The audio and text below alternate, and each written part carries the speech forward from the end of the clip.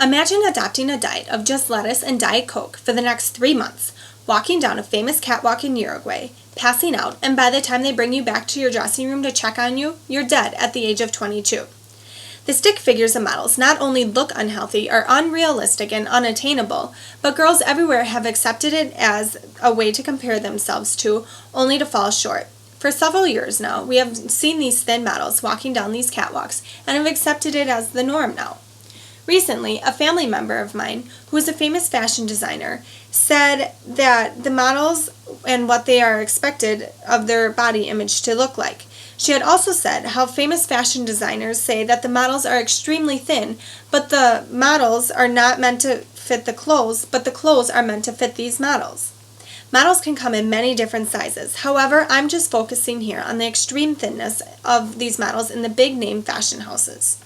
The goal of my speech is to let you know what the fashion industry's expectations are and what the models do for their personal routines to stay and achieve their extreme thinness, and the problems that the models of being too thin on the runways are. Most of society tends to see a negativity in the role of being a thin model, but actually there are some good points for being a thin model. Designers want these models for the sake of their business. The better fitting the article of clothing, the more likely these retail stores out there will want to purchase several thousand orders. The thin models have many doors open for them for opportunities and endorsements. An example would be a producer wanting a model in a movie, or a company would request a model for a specific endorsement. Christy Brinkley is a great example of this. She was well known for her covers on Sports Illustrated, and she had received her first acting experience when she was casted in the 1983 film of National Lampoon's Vacation and the sequel Vegas Vacation, two very well-known movies. She was also had a 25-year contract with CoverGirl Makeup, having one of the longest modeling contracts in history.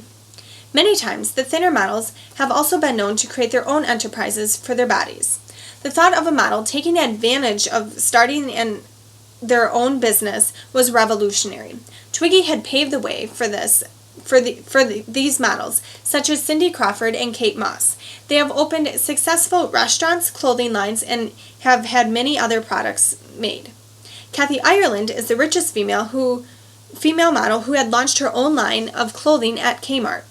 Researchers from News Medical interviewed 470 women, whom 67% said that they would have rather seen a thin model endorsing these products, where 29% had reacted favorably to the models of a larger size. Those that preferred the thinner models tended to believe that the weight could be controlled by dieting and exercise. Women who relate to this feel that the thin models have succeeded in controlling their weight. They also tend to be thinner themselves.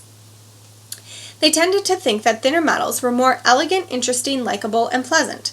Women who think this way also believe that the models are looking at an idealized version of themselves.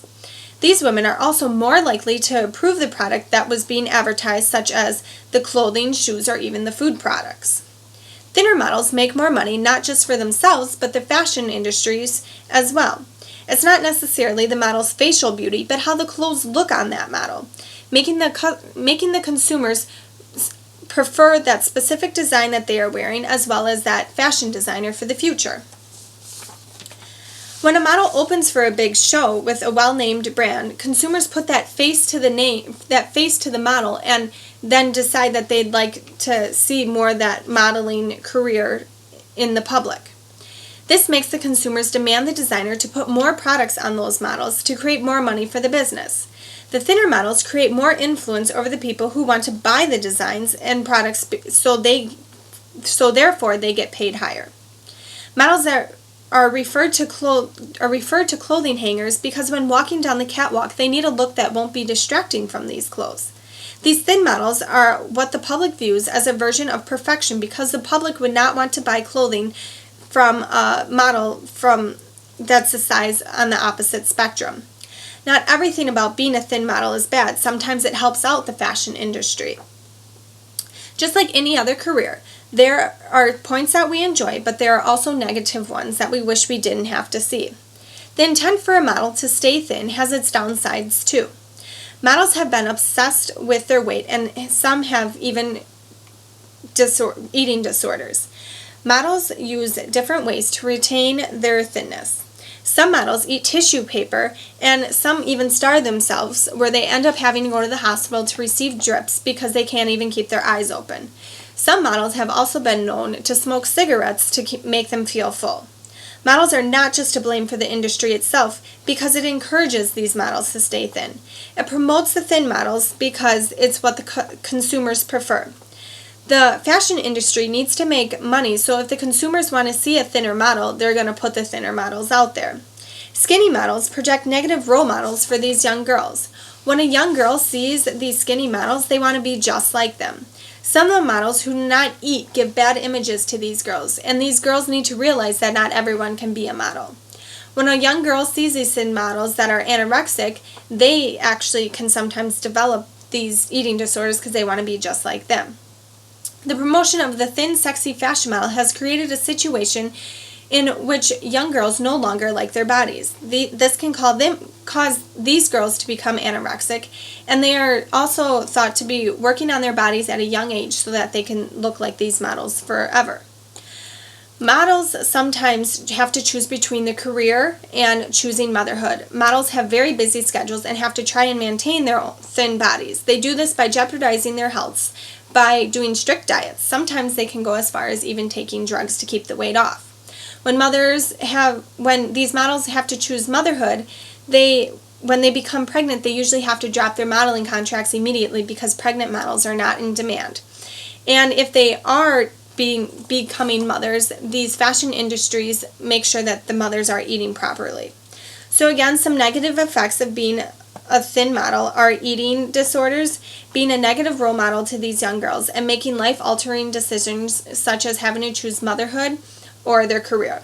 In conclusion, models in the modeling industry have high expectations of these body images. They both hold the amount of responsibility on their body images are perceived.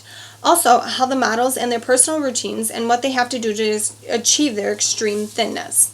I'm going to leave you with a quote by Dr. Jana Clower. She says, "Many models in the industry are naturally tall and slim, but starving themselves is an unrealistic ideal.